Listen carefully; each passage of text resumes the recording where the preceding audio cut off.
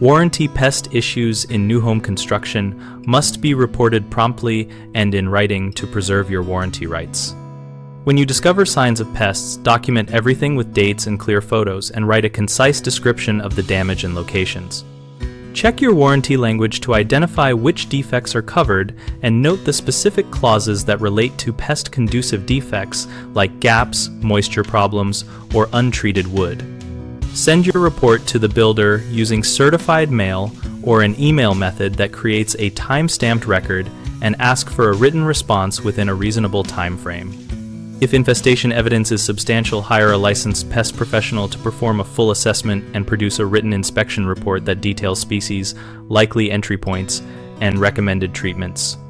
Keep all treatment invoices, receipts, and correspondence because those records support later claims and possible reimbursement requests. If the builder declines reasonable remediation, escalate the matter to the warranty insurer and provide the same documented evidence and professional report. Homeowners commonly delay reporting because they hope the issue will resolve on its own, which allows problems to worsen and weakens warranty claims, so report immediately and preserve evidence. Another frequent mistake is relying on verbal promises from contractors which are hard to prove, so always insist on written commitments and timestamps.